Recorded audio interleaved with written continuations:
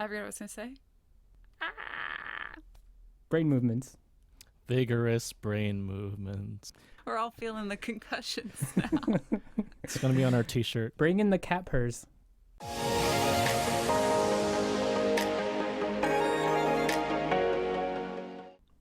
Hi, thanks for tuning in to Listen In, a music sharing podcast. I'm Kay. Hey, I'm Alexis. I'm Jesse the Burninator. And we'll be your host. What does that mean? And we'll be your host for today, sharing some of our favorite tracks that you probably haven't heard before. I am leaving that in. I'm glad. It's a reference to Trogdor. Nope. So what have you all been listening to this week? I'm back on Alan Stone, who I think I introduced in episode 2, if I can recall properly, with my one brain cell. So I've listened to most of his album stuff, his like official releases, and can't complain about any of that. So in love with it. But I was like, I need more. So now I'm just doing deep dives on YouTube for all of his live performances, and especially like covers, because that's stuff that I haven't heard him play before. And he does a fantastic version of All I Do by Stevie Wonder. He has one performance where he says, "This is a song by Stevie Wonder," and like everybody cheers. And then he says, if somebody was sitting next to you and they're like, get up, move 3 or 4 seats away from them, because you don't know what that person is capable of. He's such a cool dude. Yeah. I think he's going to be one of my favorites for a long, long time. But yeah, that's what I'm listening to right now. As for me, what I've been listening to, I was looking at my last FM because I actually didn't really realize what I've been listening to. And then I noticed that my top artist for the week was Relient K. And most notably, their album from 2004, I think, called Mm-hmm. That was a staple of my high school years. It's really, really good. It stands the test of time, I think. It's surprising what they're able to accomplish in a generally pop punk sound. They do a lot of like really incredible things that make me really appreciate their artistry. And a lot of fun stuff too.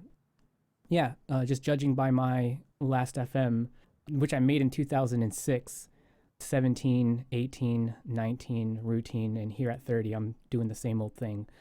Just listening to Relient K. So that's been my week. That reminds me, back when I was like 13 or something, my cousin gave me a Relient K album for, I think, my birthday, and I never listened to it. Oh. And I probably lost it. Oh, no. But given your recommendation and the fact that I have more recently gotten into like, I was never an emo kid due to toxic masculinity issues. But now I'm like, let's listen to more of that. So I will check them out for sure, now that you've mentioned them again. You're an emo kid now, Jesse. No, I'm not. You're accepted. Nobody understands me. I laughed. Sorry. What were you going to say? I was going to say you're an ostrich.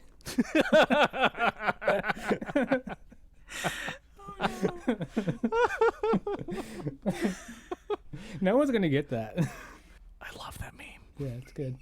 I'm sorry. Have we recovered?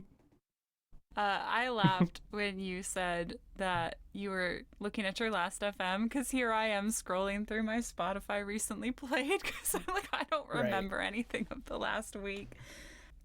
I listened to the newest album from K-pop group Rocket Punch, which was exactly what I needed right now in K-pop, and I just didn't know it. It's really fun and varied and has sort of a retro feel, but new. Oh. That's my best description. Cool. So I am not trying to make a pun here. Do it. But I want to know, because I've never heard Rocket Punch. Is their sound as explosive as their name? Explosive, it depends on the song. Let's go with that. I am not familiar with their entire discography, but this album in its entirety I listen to a lot.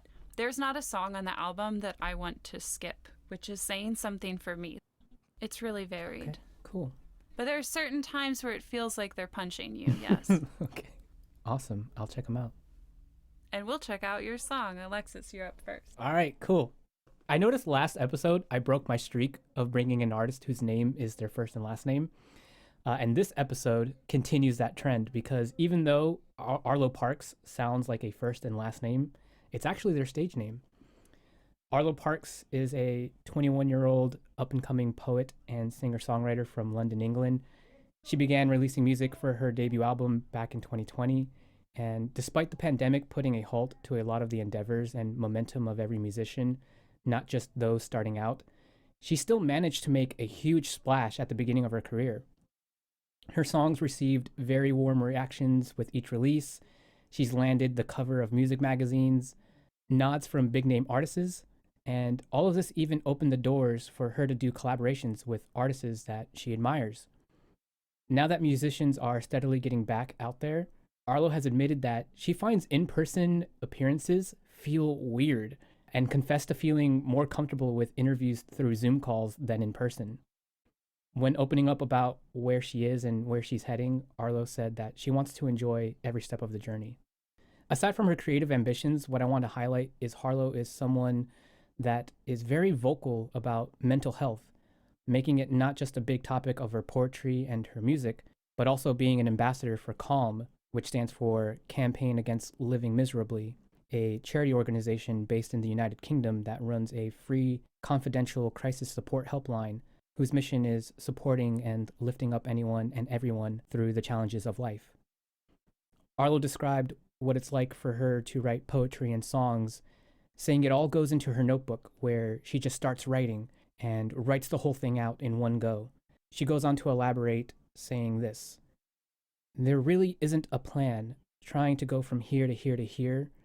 My brain is kind of scattered, so it's just about pulling together a million different images and hoping what comes out makes sense.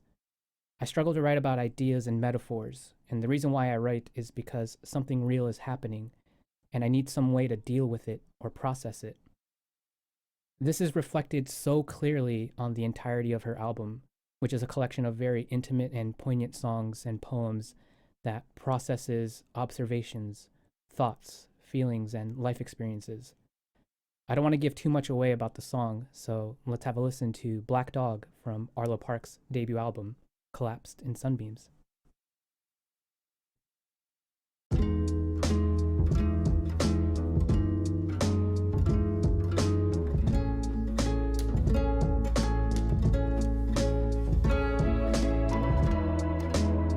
I'd lick the grief right off your lips.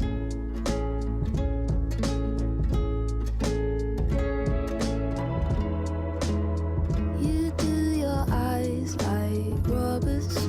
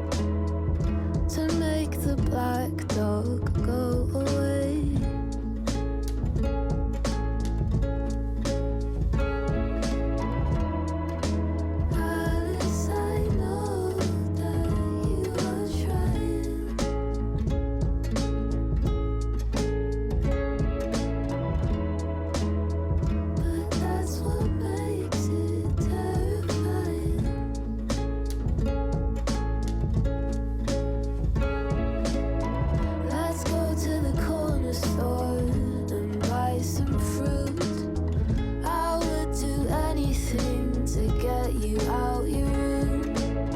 Just take your medicine and eat some food. I would do anything to get you out your room. It's so cruel what your mind can do for no reason.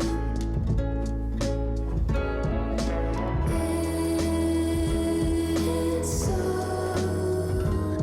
cruel what your mind can do for no reason.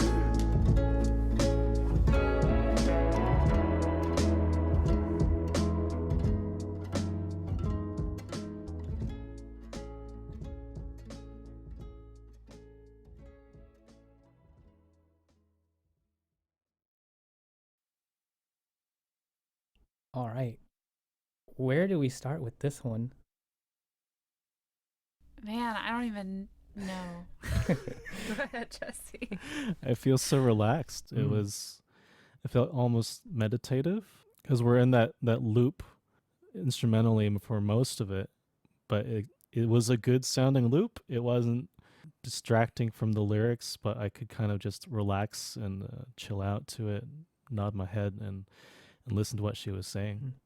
I'm glad that you described it as meditative because prior to today, I've only really listened to the song in context with the album. So I am experiencing it as a isolated moment within like the journey of the album. But listening it today, I'm taking it in for what it is. And the thing that I was feeling was like this song really does feel like kind of like a musical meditation. It just stays very consistent and the lyrical journey feels very cerebral. Yeah, it's very introspective, and looking at the lyrics, dealing with themes like depression and being stuck inside, like one might be during COVID lockdown, and one could interpret the repeated loop as being stuck somewhere, stuck inside, musically as well as lyrically as well as emotionally, and I think that works really well. Okay, there is a loop, but that low brass, I think, only comes in toward the second half of the song. Did you catch it? Wait, what? Really? Yes, progression. There is low brass that comes in. It sounds like brass. It might be like a bass synth that sounds kind of brassy. It does like some cool things, and it sort of blends in with the bass line that's there consistently. But I'm pretty sure it's coming in the second half of the song. That's where I noticed it first. When I listened the second time, I tried to listen to it, but then I got too into the song. It allows it to be this loop that still gives you that meditative feeling, but also brings you somewhere. Yeah, I'm going to listen to it because I don't recall hearing it. I was actually having a lot of trouble picking a song to bring to the episode from Arlo Parks because there's just so many, good choices. She recently released a new single and the sound palette is a little more modern than this. This feels like very chill, but as I listen to this song some more, hearing that, I don't even know if it's a chorus, the It's So Cruel What Your Mind Can Do For No Reason, the way she sings it, there's just something really special about this song that I really, really liked. Yeah, I just had a really hard time because I was like, do I go with this or do I go with something that actually feels more like a traditional song that has like a clear beginning, middle, and end? It's definitely a vibe sort of song. I need that sometimes, though, and I really, really enjoyed this one. All the decisions I was hearing in this production were really subtle and understated, but in a way where it's not distracting, but it's all working together. There were little things like with the It's So Cruel line, you have these vocals, layered vocals throughout, where sometimes it's harmony, but like a really light harmony. Sometimes it's unison, a lot of times these backing vocals are like left right separated, so it's like she's talking to herself in a way. Mhm. And in one of the "It's So Cruel" lines, they made it sound like she was singing "It's So," and then that extra voice chimed in with "cruel" and like completed the sentence. I thought that was super cool. Can I talk about the lyrics for a second? Mhm. I know a lot of people who are struggling right now with depression, with mental health in general, with the pandemic and a war and the world feeling like it's falling apart. I'm glad that you chose this song, Alexis, instead of her new one, although I'm sure her new one is great too, and I will have to check it out later. It just feels really relatable. She's singing these lyrics of caring for somebody and of wanting the best for them and saying, I'd take a jump off the fire escape to make the black dog go away. Black dog, I looked up as I was listening, is a metaphor-ish for depression.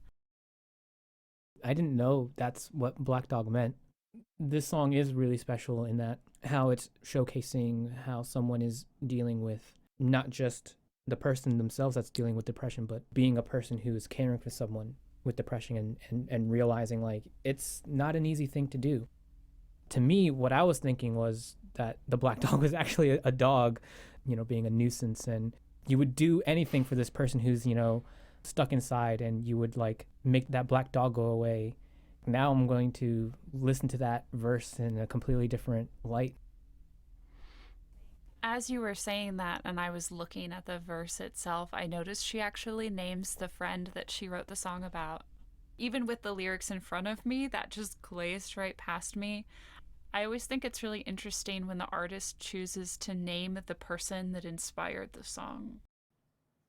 It does also make it feel more intimate, I think, and more like a conversation or like a real person instead of just like some intellectualized version of themselves. For me, the mention of the name anchors it a bit. It's a specific person that they're talking to, and you're kind of overhearing this conversation, and you can tell the ways that it mirrors your own experiences, because most adults have had experiences where they've had to help a friend who is in need. And also, most adults have had the experience where they've been the one who needs help. Being able to relate and making it feel real, I think, is much more impactful for me. It makes it feel genuine.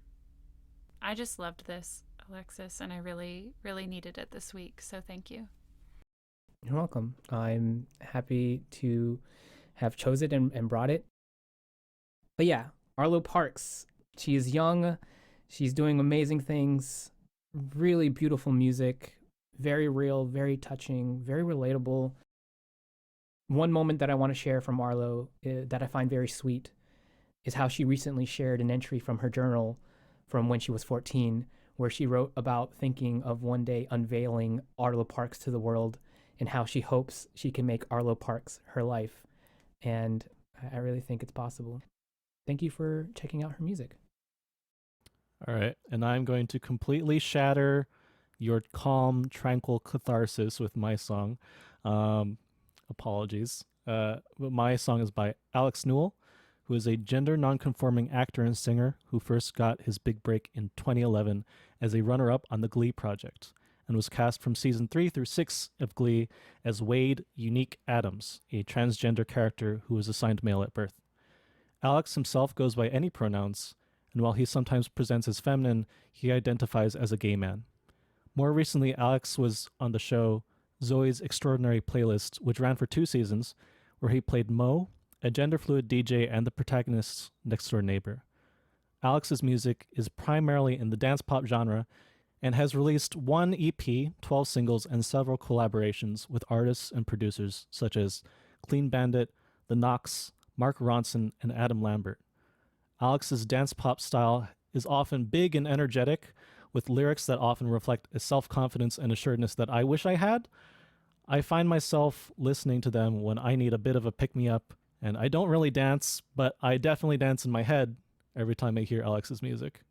And I hope you dance along with me to the song I picked, This Ain't Over. Here we go.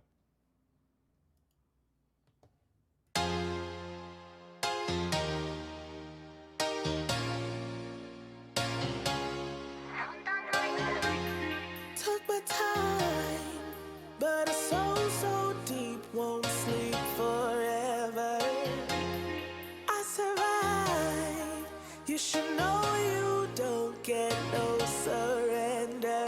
Hey, no, I'm never gonna fade away. You ain't never gonna see the day.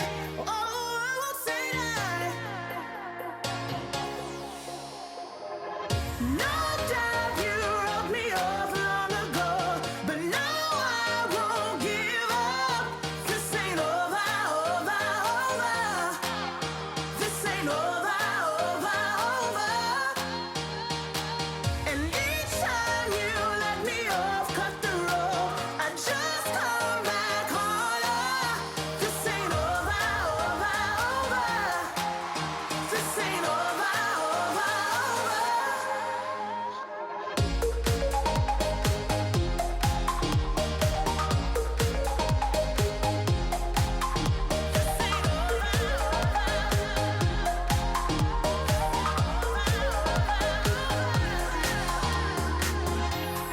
I'm alive till my last breath's done. I'll run, I'm ready. Visualize till my kingdom comes, my heart holds steady. Hey, no, I'm never gonna fade away. You ain't never gonna see the day. Oh, I won't say that. Hey, no doubt you wrote me off long ago, but now I won't give up. This ain't over, over, over. This ain't over, over, over. And each time you let me off, cut the rope, I just come back harder. This ain't over, over, over. This ain't over, over, over. Hey, no, I'm never gonna fade away. You ain't never gonna see the day. No, I won't say that.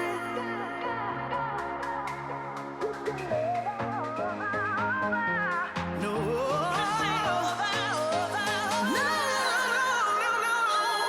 no doubt you wrote me off long ago, but now I won't give up.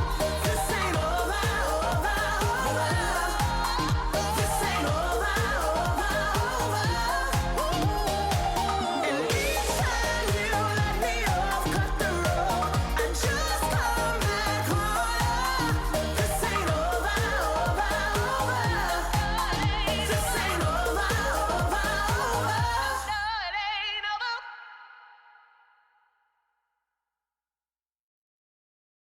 So how's your calm now? Jesse, you said you don't dance. You dance in your head. How do you not dance to that? Just very vigorous brain movements. Sounds like a concussion. Oh, that's why my doctor was so concerned. Oh, that was so fun though. I really loved that drop that hit. So good. Alex said this ain't over, and I want to believe those words because as the song finishes, I was like, no, I don't want this to be over. I want to listen again. I want to listen to some more. This song is so much fun. Yeah, I am right there with you, Jesse, in that I am doing the vigorous brain movements as well because I don't dance myself, but this song, I just wanted to dance the entire time. It's such a classic, like, house sound, like late 80s, early 90s house. And that is like one of my favorite eras of dance music and house music. It's so like anthemic, so larger than life. And Alex pulls off that sound so well. And their voice is incredible. You're not only being treated to, one of the finest, I think, sounds of dance music, but Alex carrying the song with their voice. It's perfection in my eyes, or in my ears, I should say. Incredible. I didn't want it to be over. There is power in that voice, for sure. I like how you mentioned that the song says this ain't over and you didn't want it to be over. I was laughing to myself that there was the line at the end. The chorus normally ended on this ain't over, over, over. but there was just one extra, no, it ain't over. Like, you thought it was going to end, but no, it's not actually ending yet. Powerful is definitely how I would describe Alex's voice as well. And they're so dynamic as well. They get really quiet in some parts and kind of gentle, but like, you know, it's going to ramp up again. And then they hit those highs and they just belt and do their runs. And it's blows me away every time. If I hear those piano keys at the beginning, I'm like, yes, I know what I'm in for. I'm so ready. You get that brain ready to start bouncing around, right? Oh, yeah. Brain warm-ups. Yep. Those highs and those runs, though, felt so effortless that you almost forget how high they are and how hard that is. You shouldn't feel effort listening to this song. You should just be dancing, ideally with like your arms and your body, but I guess with your brain if that works for you. Never. I'll never use my arms to dance. We can never record this podcast in the same room. You can't both just be sitting there perfectly still. Yeah. Well, I'm like flailing. That's not.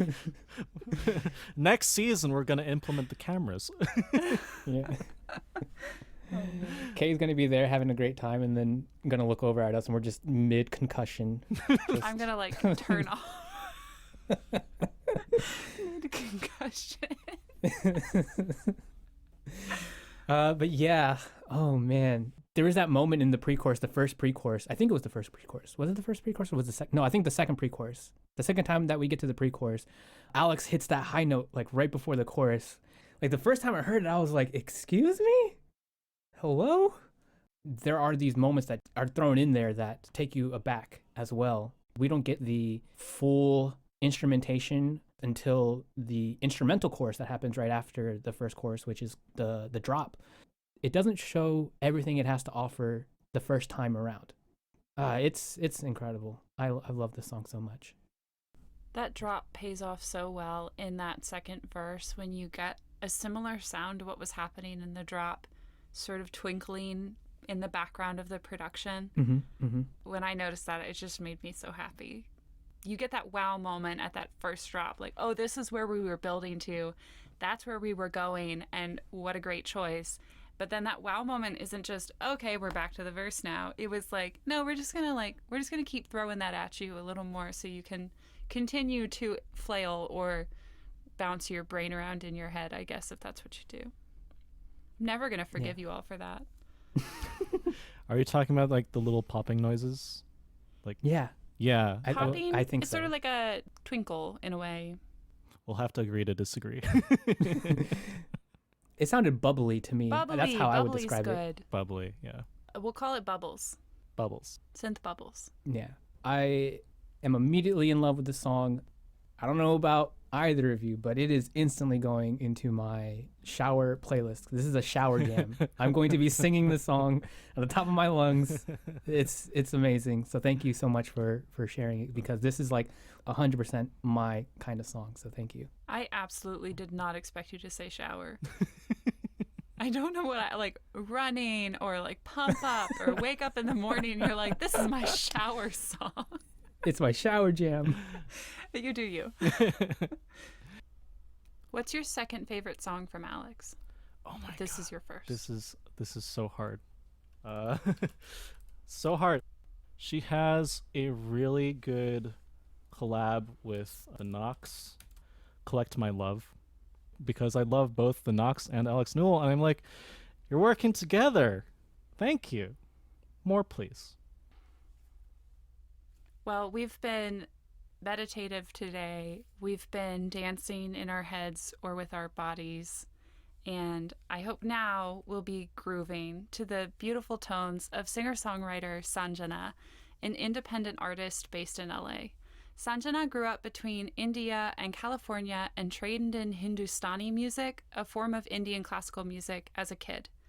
Her 5-song debut EP from 2020, titled Water I'll Grow, is written about growing from all of the uncertainties in life, especially in early adulthood.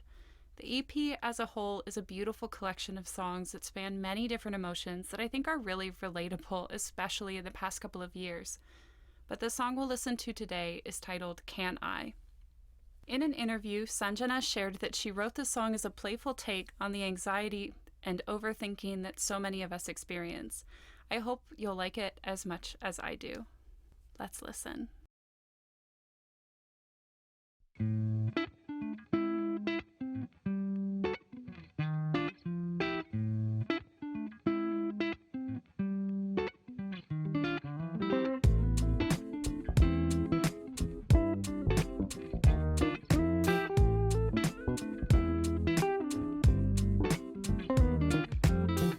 What do I gotta do to make my mind move slowly?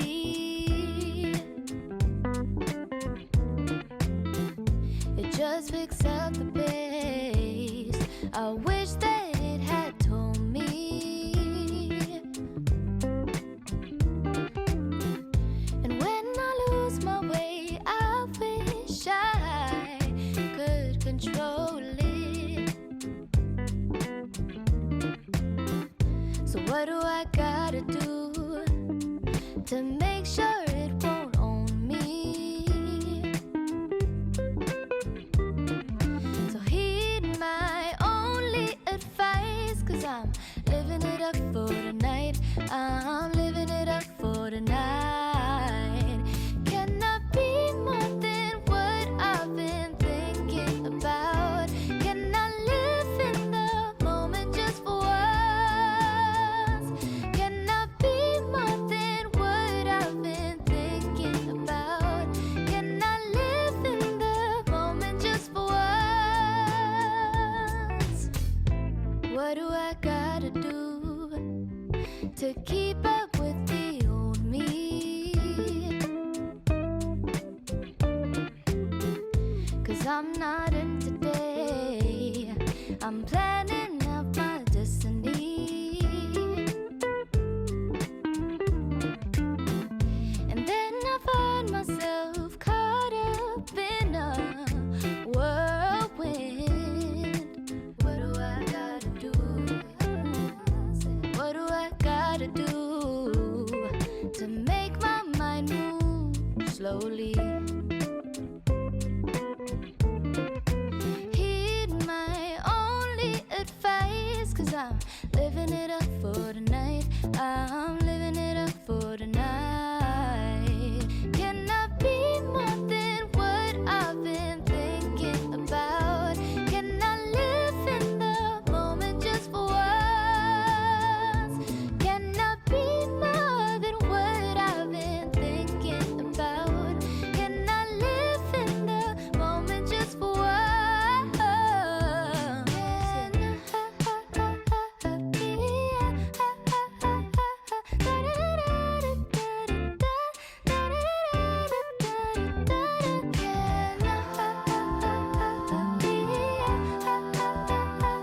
than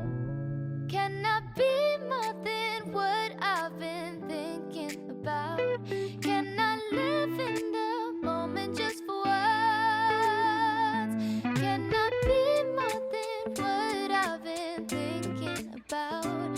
Can I live in the moment just for once? Can I be more than what I've been thinking about? Can I live in the moment just for once? 'Cause I can't think. Can I be more than what I've been thinking about? Can I live in the moment just for once? 'Cause I don't know how.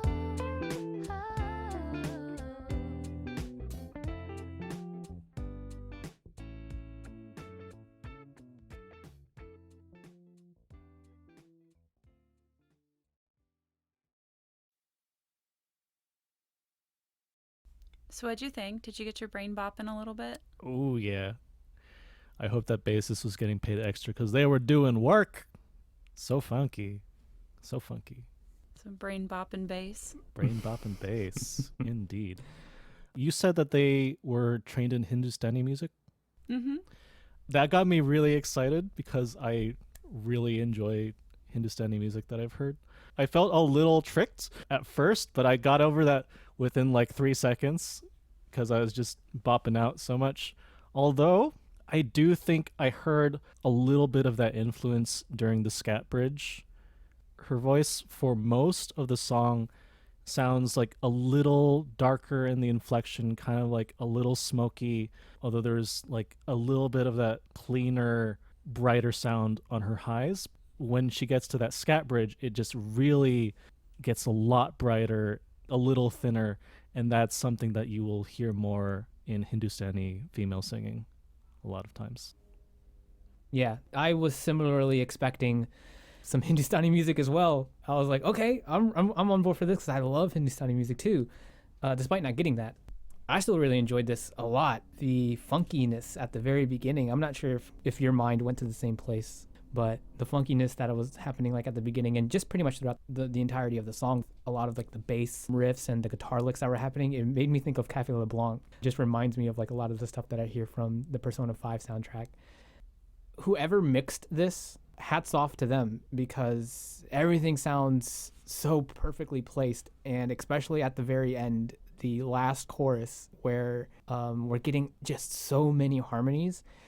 What a great choice. It felt like I was like in a room being filled by these sounds rather than, it just being a left-right situation. Really good stuff. I just wanted to also note that I think most of that guitar is her too. Wow. Whoa. She plays guitar. She actually referenced Leanne LaHavas as one of her influences. Heck yeah. Awesome. Yeah, she was shredding on that last chorus. Incredible stuff. Incredible musicianship. That's amazing. I felt like in that last verse that you mentioned where all the harmonies are coming in from all these different directions, it was almost like she was saying, you like what I've done so far, right? Here's more of it, all at the same time. Enjoy. Yeah. And I did. Actually, I've listened to this a ton, and I think today might be the first time I've noticed all of those extra voices. But the song is about wanting your mind to slow down and be quieter and to stop overthinking and to be present, and it feels like it's her saying she can't do that. Mm-hmm. Too real. So I have a question. Yeah. How did you come across this artist? I like what I'm hearing so far, and I want to know like what your introduction was to them. This song was on one of my Discover Weeklies on Spotify, but I just grabbed onto it. I thought her voice was so cool. I loved the melody and the groove and the funkiness to it, and all the guitar parts interlane with each other. Added it to my liked songs. I think it was a week that I was like throwing a lot of stuff on my liked playlist, and that happens sometimes. That means that I forget about the things that I had added most recently, because sometimes I'll start from the top and work my way down. This is over explaining the fact that I kind of forgot the song existed for a little bit until shuffle one day and it pops on and I'm like, man, who is this? What is this and where did it come from and who is this artist? And that was the moment I really dove deeper. Speaking of diving deeper into her music though, Sanjana herself said that Can I, this song, is the quote outlier on the EP, and it is definitely the most produced and busiest song on the EP, but I really think it fits right in with the rest when you listen from start to finish. A lot of the other songs really heavily feature her vocals and acoustic guitar. They're less funky, but they are still super good. If you connected with the song and her EP, I hope you'll reach out to her to let her know how much you love her music and follow her for future releases. Like I said, she is a smaller independent artist, and that is so much work to be doing all of that work yourself. So give her a shout out when you can. And that's all we have for this episode. Are we getting to the point where we can like say smash the like button and subscribe? Are we there yet? Are we allowed to do that? You can say whatever you want. So go ahead and smash that like button, hit that subscribe button, click the bell as well for more information on LISTENiN. Or just follow us if you're listening to us on Spotify. There are none of that. Oh yeah, Spotify is a thing. I just remembered. We have new episodes almost every Monday. All of the information to follow our social media accounts where we'll post more from the artists that we feature here, and also all of the artists' social media accounts where obviously the artists will post more from themselves, are in the description to both the YouTube and the Spotify. So go check that out. Go follow us. Go follow these artists. And just listen to music and maybe use your arms to dance. No. Maybe. The duality of man. No and maybe. There's no yes. There's no yes. Never.